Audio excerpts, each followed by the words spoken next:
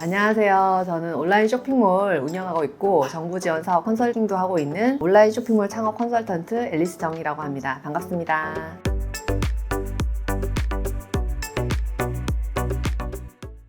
앨리스님 원래 온라인 쇼핑몰 사업을 굉장히 오래 하셨잖아요. 어떻게 정부 지원 사업이라는 분야에 도전을 하시고 또 7천만 원이라는 큰 금액을 지원받을 수 있었는지 궁금합니다. 네, 제가 온라인 쇼핑몰 창업을 하기 전에 정부 지원 사업을 이제 지원을 하는 기관에 이제 일을 했었어요. 그래서 그런 일들에 대해서 좀 원래 관심이 있었고, 또 실제 제가 그 후에 온라인 쇼핑몰 운영을 하다 보니까 지원을 받을 수 있는 제도가 정말 많더라고요. 처음에 사업을 하면 사실 비용이 많이 들잖아요. 그래서 아무래도 조금이라도 지원 사업을 받으면 도움이 되는 뭐 세무적인 부분도 있고, 온라인 쇼핑몰 하면 상세 페이지 만드는 것도 있고, 그런 것들을 이제 지원을 받으면서 하니까 도움이 너무 많이 됐었고, 그리고 제가 이제 강의를 하다 보니까 교육 듣는 분들한테도 알려드리고, 교육 부분도 좀 어떻게 보면 무료로 혜택을 드릴 수 없을까 찾아보다 보니까 온라인 교육을 합격을 하게 되고, 이제 지원을 받고 실제 그 예산을 집행하는 것까지 이제 해보게 됐습니다.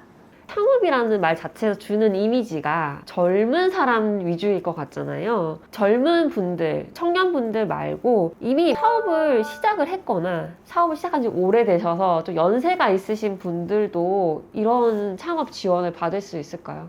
네, 그러니까 창업 지원이 단계별로 지원을 해주거든요. 그래서 처음에 아예 사업자도 없는 예비 창업자부터 해서 이미 이제 창업을 한 지 뭐 3년 이내인 사람, 그 다음 또는 뭐 7년 이내인 사람, 이렇게 좀 나누어 가지고 하고 있고요. 그리고 보통은 이제 청년이라고 해가지고 39세 미만을 지원하는 제도가 좀 많이 있었는데, 최근에는 이제 중장년들을 위한 지원 제도도 좀 생기고 있어요. 연세가 어느 정도 되더라도 이제 세대별로 맞춤형 뭐 창업 프로그램이라고 해서 제도가 나오고 있기 때문에 본인이 어떤 상황이냐에 따라서 거기에 맞는 이제 프로그램을 찾아서 충분히 다 지원을 받을 수 있습니다.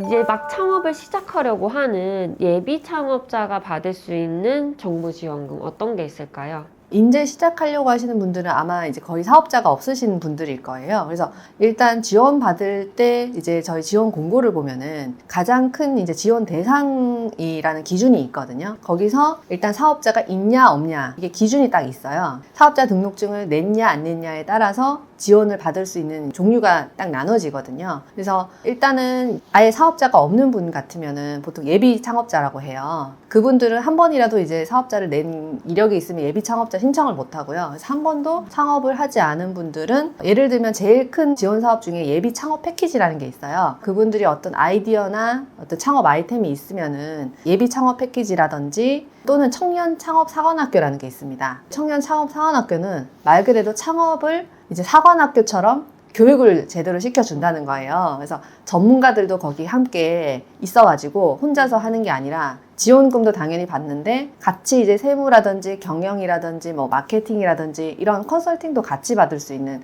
제도가 있어서, 그런 예비 창업자들은 그런 지원 제도를 찾아서 신청하시면 좋을 것 같습니다. 일종의 이제 멘토링도 같이 겸하는 그런 프로그램이 또 있네요. 네네. 이미 사업자 등록증을 낸 적이 있어요.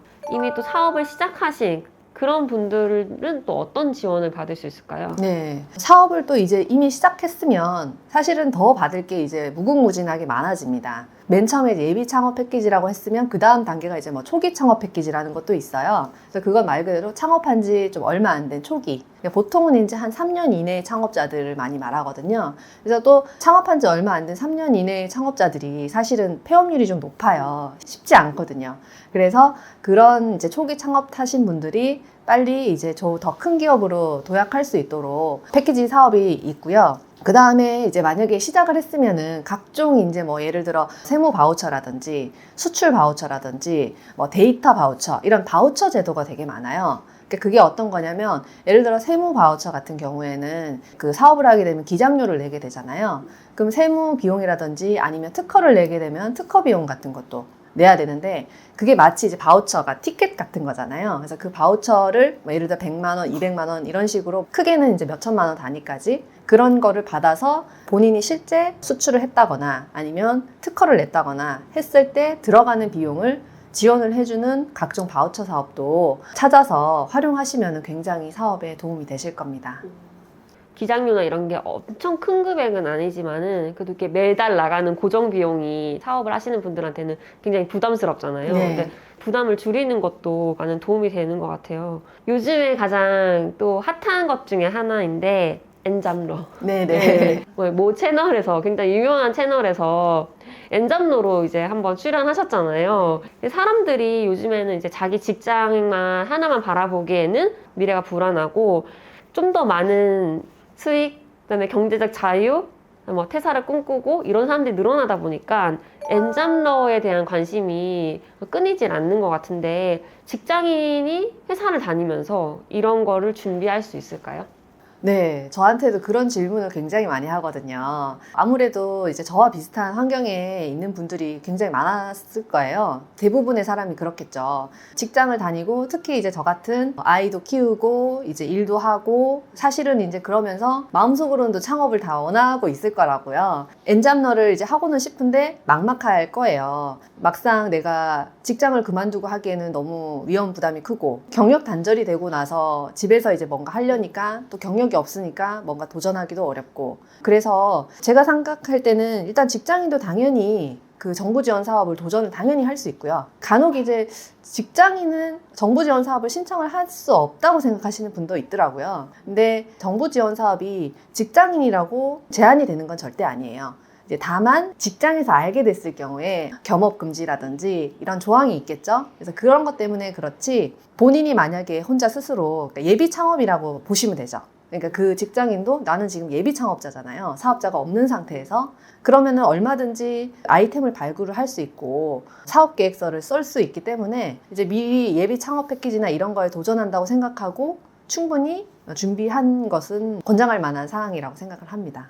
창업이라고 하면은 0에서부터 시작할 것 같고 대단한 일을 해야 될 것 같은데 일단 내 주변에 사업하는 사람이 단 한 명도 없다라고 하면은 일단 불안하거든요. 물어보고 싶은데 이걸 어떻게 시작해야 되는지 모르겠다. 이런 생각을 가지실 텐데 창업이라고 했을 때 되게 막막하게 느끼시는 분들 또는 이제 내가 어떤 좋은 아이디어가 있어요. 아이디어가 있는데 내가 사업 경험이 없다. 이래서 뭔가 제품을 만들어 본다든지 이거를 사업을 추진을 하는데 굉장히 현실적으로 좀 어려움을 많이 겪으실 것 같아요. 이런 분들한테도 도움이 될 만한 그런 프로그램이 있을까요? 네. 아무래도 아이템이 없거나 사업은 하고 싶은데 사실 아이디어가 없는 경우가 대부분이죠. 막막하죠. 그죠?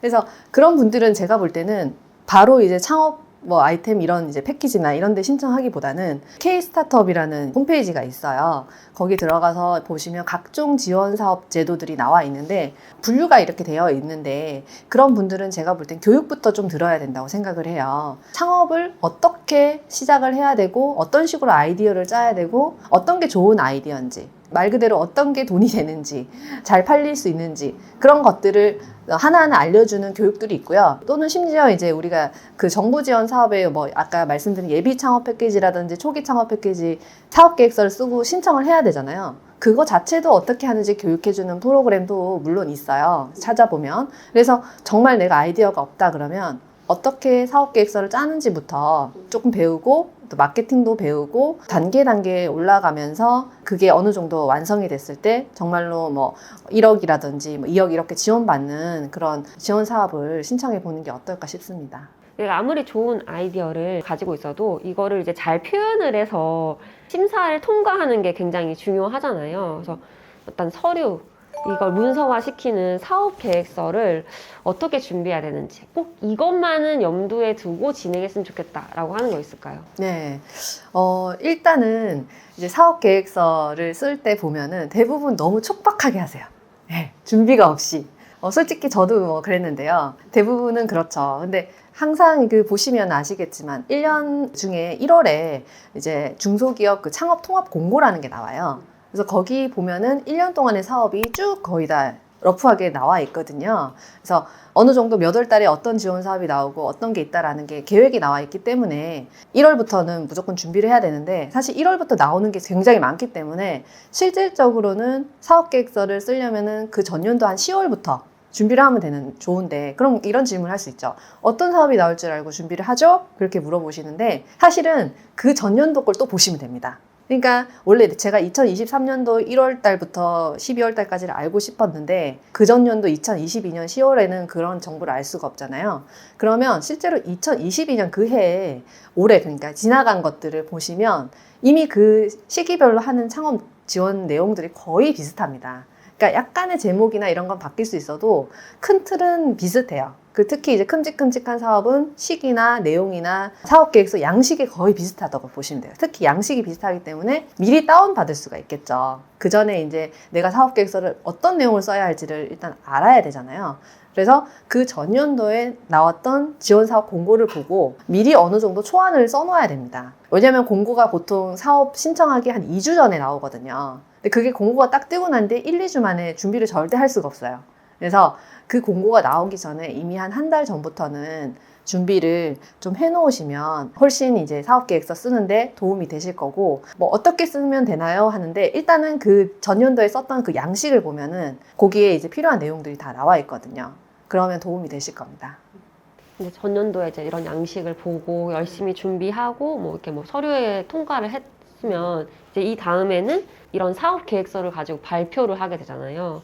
굉장히 전문가 분들이 와서 많이 이제 심사를 해주실 텐데 중요한 거는 내가 아무리 많이 준비를 해도 심사위원들이 원하는 것에 맞춰서 준비를 해야지 통과가 될 수 있는 거잖아요. 그래서 이런 심사 기준에 대해서 그러니까 통과되는 방법에 대해서 조금 꿀팁 주시면 뭐가 있을까요? 네, 일단은 꿀팁 중에 하나는 사업 공고를 꼼꼼하게 보셔야 되는 게 합격하는 팁이나 합격하는 점수 요소라는 게 알고 싶잖아요. 공고문에 보면은 그 합격 요소가 점수별로 다 나와 있습니다, 뒤에. 그러니까 어떤 게 몇 점, 어떤 게 몇 점, 그런 게 다 나와 있어요. 그래서 일단 그 내용에 맞춰서 쓰시는 게 중요하고, 그 다음에 이제 발표하실 때는 요령을 일단 먼저 말씀드리면 사업 심사하시는 분들이 너무 많은 내용들을 듣거든요.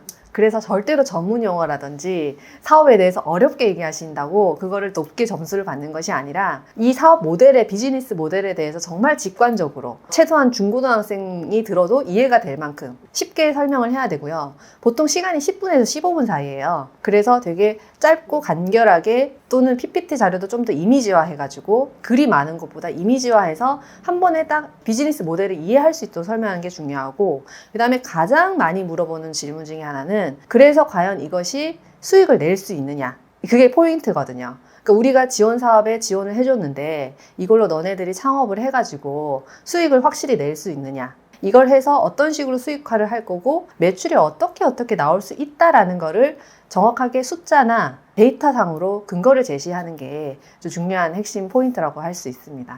짧은 시간 내에 네. 진짜 수많은 사람들을 보고 있는 그 분들을 사로잡아야 되잖아요. 네네. 정부 지원 사업 후기를 많이 보게 되면은 오히려 이거는 진짜 준비한 건 괜찮아. 근데 질의응답이 너무 힘들었다. 생각지 못한 질문을 많이 받았다. 이런 후기들이 굉장히 많거든요. 어떤 부분을 좀 파고들어서 질문을 하시는지가 또 궁금해요. 네네. 아무래도 저도 이제 몇 번 이런 사업, 지원 사업에 PPT 발표를 했었는데 항상 이제 성과 부분을 많이 물어보세요. 이걸 정말 성과를 낼 수 있는 근거를, 자료를 냈을 거 아니에요. 그거에 대해서 이 근거 자료가 정말로 신뢰성이 있는 건지, 이 매출 근거가 정말 이렇게 할 수 있는 건지, 수익을 이렇게 낼 수 있는 게 맞는 건지. 예를 들어 회원가입을 내가 1000명 정도는 최소 할 수 있다. 그럼 1000명을 어떻게 회원가입을 시킬 거냐? 이런 식으로 이제 구체적인 플랜을 이제 물어보는 거죠. 수익화 계획을 냈으면 그거에 대한 근거, 어떻게 내가 이렇게 할 수 있을지를 계획을 미리 좀 생각을 해놓는 게 가장 좀 중요할 것 같습니다. 일정 기간 내에 기간이 딱 정해져 있거든요, 보통. 그래서 기간 내에 빨리 성과를 낼 수 있는지 이제 그것이 이제 많이 질문을 하시는 것 같아요.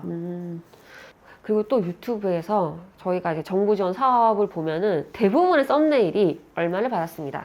무료로 창업. 이런 게 진짜 많잖아요. 네네. 근데 이렇게 구체적인 금액을 많이 이렇게 제시를 하면서 사람들이 이제 영상을 보게끔 만드는데 진짜 그렇게 많이 받을 수 있나요? 그래서 이것도 이제 이면을 잘 보셔야 되는데, 뭐 저 같은 경우도 주변에 이제 이미 이런 지원 사업을 많이 받는 이제 사업자분들하고 얘기를 많이 하는 경우가 있는데요. 실제 속사정을 들여다보면은 이제 처음에 받기는 일단 신청해서 받을 수 있어요. 합격을 해서. 근데 그 예산을 정말로 실제로 실비로 다 쓰고 영수 처리를 해야지 그 지원금을 확실히 받을 수 있는 거거든요. 근데 나는 이렇게 사업을 해서 쓰겠다라고 했는데 실제로 그렇게 시행을 못하는 경우가 굉장히 많고, 또는 이제 쓰는 과정에서 영수증 처리나 이런 부분들이 좀 잘못돼서 좀 환수가 되는 경우도 많이 생겨요. 실제로 처음에 돈은 받았다 하더라도 보통 이제 한 번에 주질 않고 처음에 일정 부분 주고 중간 평가를 한 다음에 또 주고 이런 식으로 하고 마지막에도 정산을 하고 이렇게 가거든요. 맨 처음에 얼마 받았다 이게 중요한 게 아니고 마지막에 정산까지 끝내서 얼마를 실제로 지원받아서 다 활용을 했는지가 좀 중요한 것 같습니다. 금액을 몇 천만 원 혹은 1억 이상의 금액을 받아도 이렇게 다시 돌려줘야 되는 네, 그런 상황도 생기는 거네요. 네네, 맞아요. 그러면 이런 거를 돈을 받았을 때 거저주는 건 없잖아요. 맞습니다. 내가 내 마음대로 사비처럼 밥을 사 먹는다든지 아니 카페에 가서 커피를 마신다든지 이럴 수도 있는데 이런 데는 지원금을 써도 되고 이런 데면 절대 쓰면 안 된다. 이거를 좀 간단하게 구분 좀 한번 해주실 수 있을까요? 네. 일단은 보면은 처음에 이제 사업계획 내실 때부터 원래 본인이 이런 돈을 어떻게 쓰겠다라는 걸 다 내게 돼 있거든요. 보면은 이제 가장 큰 부분이 아마 첫 번째로 이제 인건비일 거고요.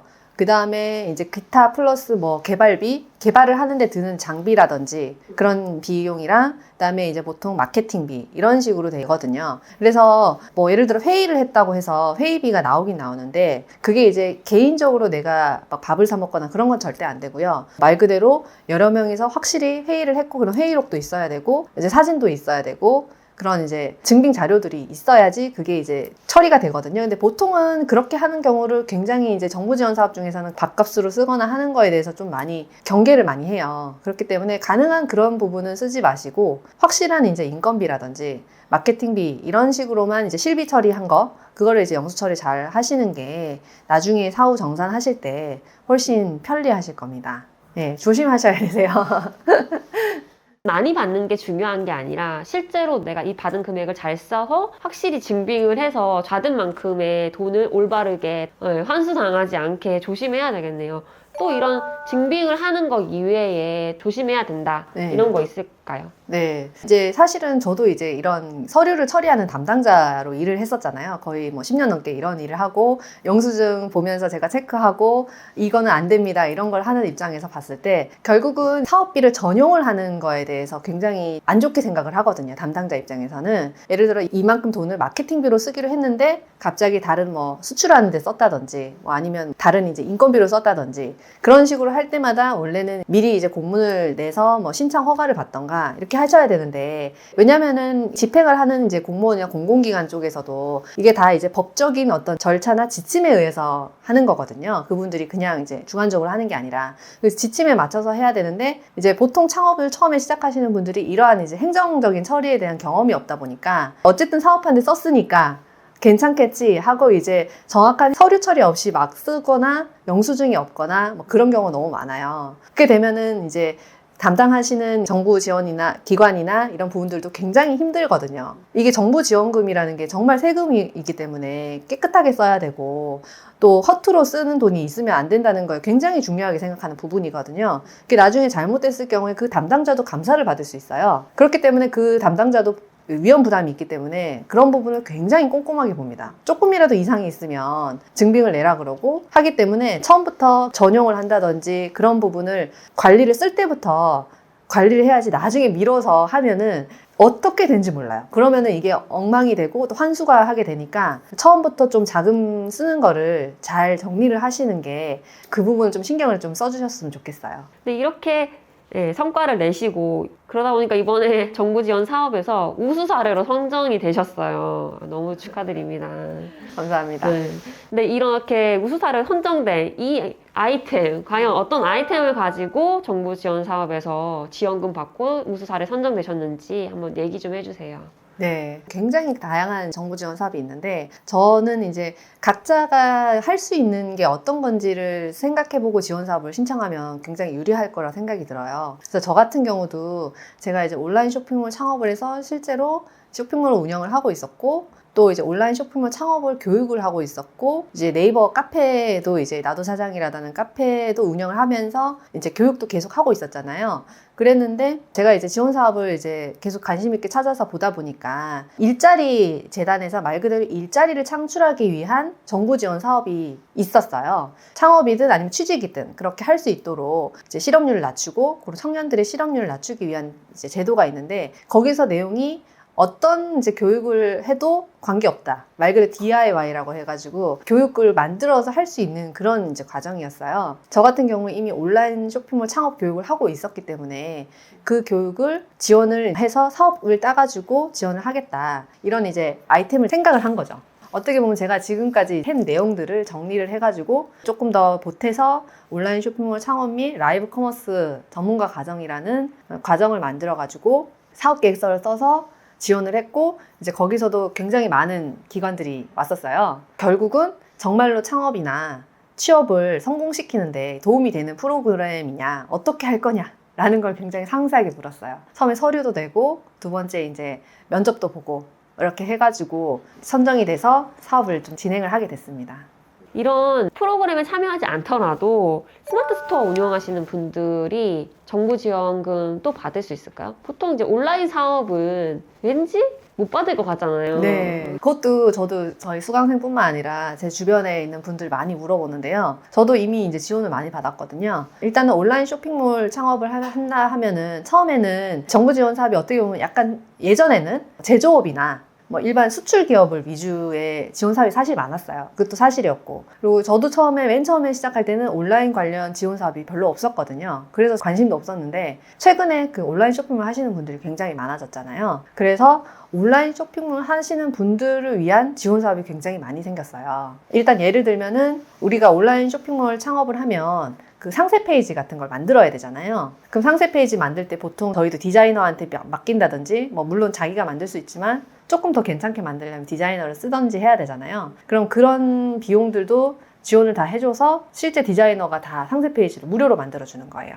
그걸 신청을 하면 해주고, 그다음에 라이브 커머스 같은 것도 방송 스튜디오 가가지고 하게 되면 실제로 비용이 100만 원 이상으로 들고 비용이 꽤 많이 들어요. 근데 라이브 커머스 방송도 무료로 지원해주는 정부 지원 사업도 있고, 아니면 또는 이제 인건비 지원 사업도 있어요. 인건비 지원 사업은 사실 온라인 창업이 그 외에도 다 되지만 어쨌든 온라인 창업을 하게 되면 직원이 없는 경우가 많잖아요. 직원이 없어도 이 온라인 쇼핑몰 창업이 약간은 이제 이커머스 쪽으로 해가지고 좀 많이 활성화가 이제 되고 있잖아요. 그래서 직원을 뽑더라도 인건비도 지원을 해주고 그런 식으로 지금 계속 정부 지원 사업도 트렌드에 맞춰가지고 발전을 하고 있어요. 아까 제가 말씀드린 그런 지원 사업만 지원을 받아도 비용적으로 굉장히 큰 도움이 될 겁니다.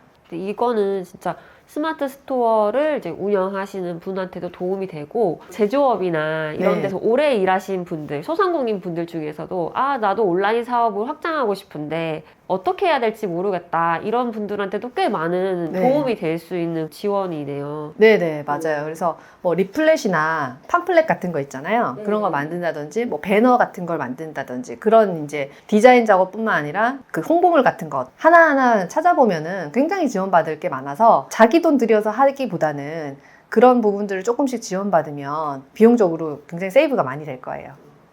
자, 금액도 금액인데 정말 정보가 부족해서 네. 이걸 활용하시지 못하는 분들도 되게 많을 것 같아요. 이런 정보를 혹시 이제 많이 얻을 수 있는 곳, 네. 어디를 가면은 나한테 맞는 정보를 얻을 수 있다, 이런 것도 좀 알 수 있을까요? 일단은 K-스타트업이라는 사이트가 있는데요. 원래 예전에는 정부 지원 사업이 좀 이렇게 많이 여기저기 나와 있었어요. 근데 K-스타트업 사이트 가보면 통합 사이트여가지고 중앙정부에서 하는 지원 사업뿐만 아니라 지역에서 하는 지원 사업도 많이 있어요. 중앙정부에서 하는 거는 예산이 크고 아무래도 경쟁률도 세고, 그런데 각각 내가 만약에 사는 지역에서 지자체에서 하는 지원 사업들이 또 굉장히 많고 오히려 더 좋거든요. 그 지자체 예산으로 하는 거기 때문에 특히 지방일수록 경쟁하는 사람이 적어가지고 중앙에서 하는 지원 사업보다 훨씬 합격률이 높아요. 근데 그 지자체에서도 정부 지원 사업을 만들 때 중앙정부 거를 거의 이렇게 벤치마킹을 많이 하기 때문에 중앙정부에서 하는 사업들을 비슷하게 해서 규모는 좀 작지만 그 지역에서 있는 사람들만 지원을 할 수 있는 게 대상이 있거든요.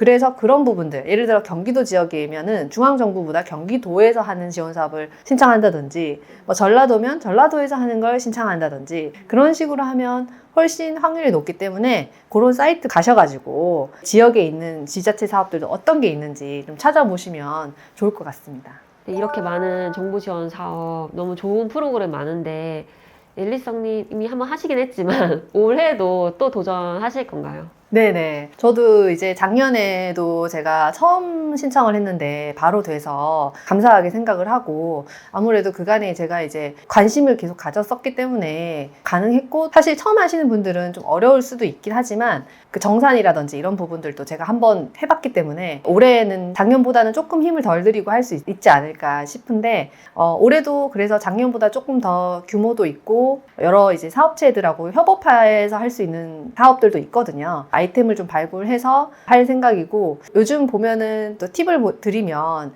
요즘 이제 AI라든지 데이터라든지 그 단어들이 있어요. 핵심 정부에서 항상 미는 사업이 있거든요. 그런 것들을 잘 보시고 거기에 어떻게 보면은 맞춰서 내 사업하고 거기하고 맞춰서, 예를 들어서 제가 뭐 쇼핑몰을 하면은 쇼핑몰도 AI를 활용한 뭐 쇼핑몰 창업이라든지 뭐 등등 할 수 있는 게 많거든요. 그런 식으로 아이템을 좀 생각을 해서 저도 지원을 계속 해볼 생각입니다. 이제 새롭게 이렇게 정부 지원 사업에 도전을 하시려고 하는 분들한테 꼭 해주시고 싶은 말씀이 있으면 어떤 게 있을까요?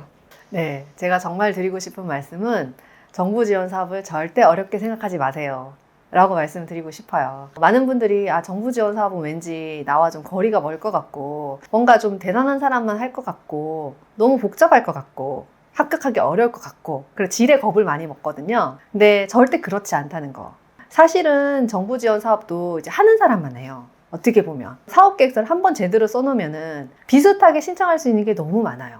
네, 처음에 준비만 조금 해놓으면. 그렇기 때문에 지원 사업도 1년에 비슷한 게, 예를 들어서 1년에 한 번 딱 나오는 게 아니고 뭐 분기별로 나온다든지, 11월, 10월에는 이제 예산이 막 남아서 그런 추경 예산을 해가지고 그런 예산이나 뭐 남은 예산이나 아니면 더해진 예산 때문에 갑자기 더 생기는 것도 있고, 그러니까 기회가 계속 있어요. 준비를 잘 해놓으면, 처음에 내가 1월 초나 이럴 때는 워낙 준비를 열심히 한 쟁쟁한 사람들이 있어서 경쟁이 좀 치열할 수 있어요. 근데 거기서 포기하지 마시고 계속 그 비슷한 사업들이 있을 때마다 사업 계획서 잘 써놔서 도전하다 보면 결국 합격할 수 있다라는 용기를 좀 가졌으면 좋겠습니다.